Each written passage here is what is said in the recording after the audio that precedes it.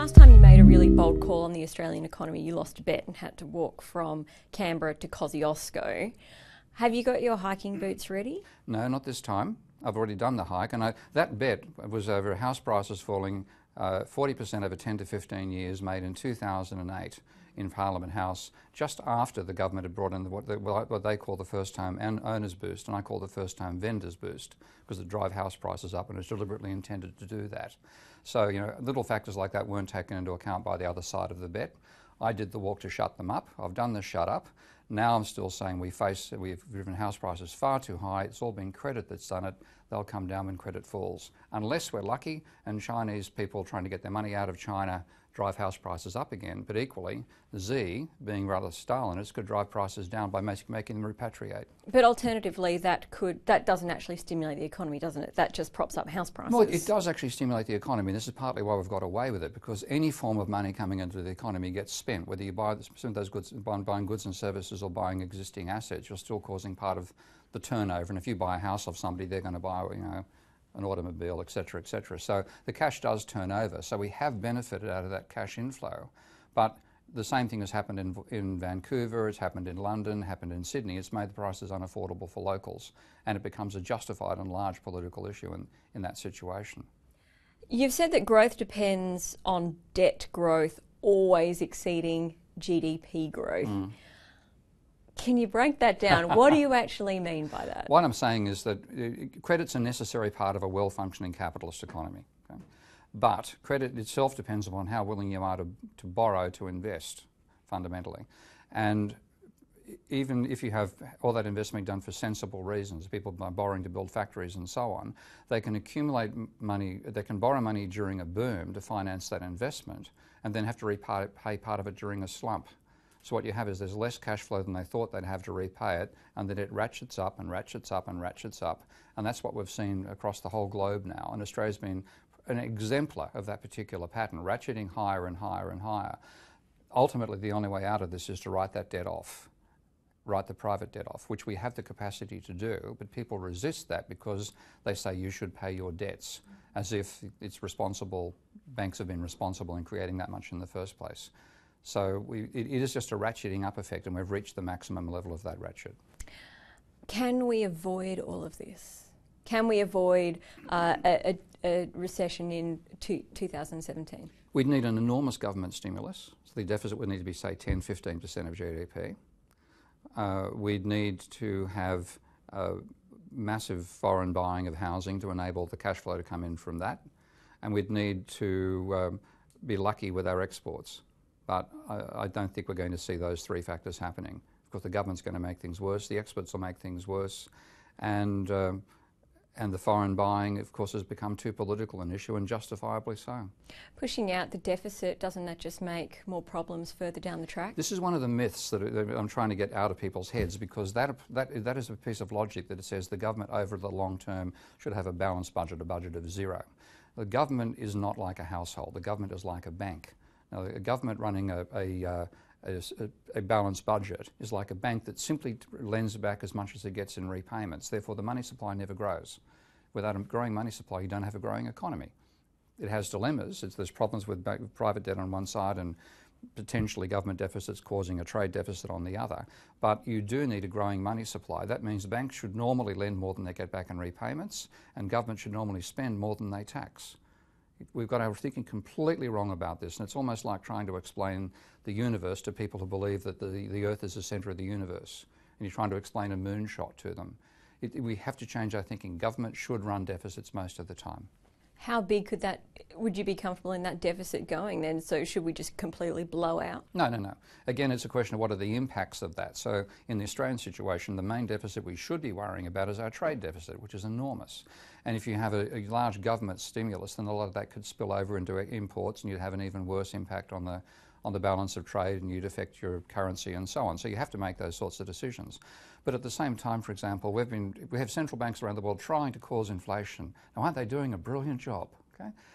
If we actually use the government running a deficit and thereby putting money into the economy, we could generate that inflation. It would then be a question of how much inflation do you want? You'd need to make decisions like that rather than being blanketly opposed to deficits and blanketly obsessed with running a surplus, which is just bad economics. Many have called on governments like the Australian federal government to start pumping money into real and vital infrastructure rather than just pumping it into markets, which has happened in the US, etc. Would that help? That would help, and it's again, it's a question of what the projects are themselves to some extent, but the government doing that as a way of creating money and then stimulating economic activity is a sensible thing. What they've been doing instead, of course, with quantitative easing is pumping up asset prices when high asset prices were part of the problems to begin with. So it is more sensible to use that government capability to run infrastructure than it is to blow up the prices of AMP shares. So should the Australian government be going out and making that argument? Like, who do you think is failing here? Is it the electorate that squeals about, a deficit because we believe that that is bad? Or is it the fact that politicians aren't executing policies well enough? It's because economists have informed them both badly. Economists, not mainstream economists, I distinguish myself from them quite seriously, but they've pushed this whole idea of the government being like a household. They've pushed the idea the government should run a balanced budget or a surplus over time. This is the extreme mainstream, the real true believers in the middle of the mainstream theory. They've pushed that. So consequently, the politicians get badly advised and the public does the same thing they used to do back in the 1500s, look up in the sky and say, obviously the Earth must be the centre of the universe. Look, the sun circles around us every day. If you get a bad theory guiding how you think about the world, then you're going to have bad decisions made and believe you're making the right decision. So it's the fault of the economics profession. How about the Reserve Bank? What is their role in this, and do you believe that they should be cutting interest rates again? They are part of the problem. The Reserve Bank is very much conventional mainstream thinking, and they don't even realise the role of private debt in the economy. They've pumped up this debt bubble deliberately. They actually cut rates in the hope that that would cause investors to go into the housing market. Well, many would say that the RBA has been extremely steady guiding hand throughout the past couple of years, and then steady guiding hand straight towards the shoals. They have also encouraged banks to, pull back on lending to investors and to households. They still don't know what they're doing.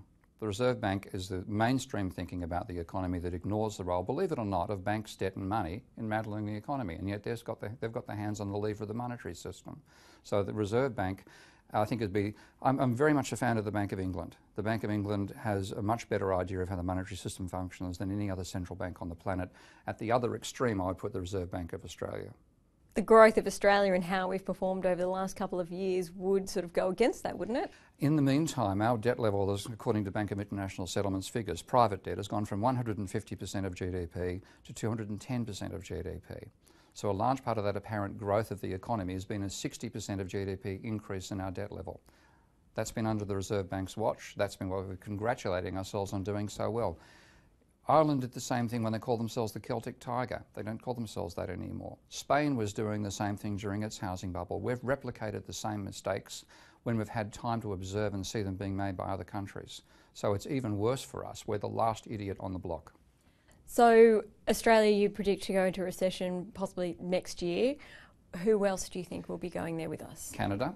Canada's done a very similar thing to us. Korea's also got a housing bubble going on. The debt levels in all those three countries private debt are about 210% of GDP and still rising. Other possibilities in China, of course. China's done the same thing, but China is such a mess of a private and public system together that they can basically flip from private sector monetary stimulus to government without you even knowing they'd done it. So they have some potential to push forward, but they certainly have a crisis coming their way, however they might manage it. Norway, Sweden are also on the list. How do you prepare if you're Australian, you're a superannuant, you have a home, possibly an investment property? What do you do? Well, the trouble is the way individuals prepare causes the boat to sink, because the way individuals prepare for this thing is not to be in debt. Now, if you liquidate your assets and get out of debt, then you cause the asset price, you contribute to the asset prices falling, and you, by reducing your spending below your income level, you actually cause that credit to fall. So unfortunately, it's not a sort of thing we can solve at the individual level. We cause it that way by collective action.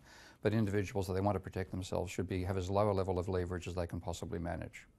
Professor Steve Keen, thanks very much for joining the program. It was lovely to be here.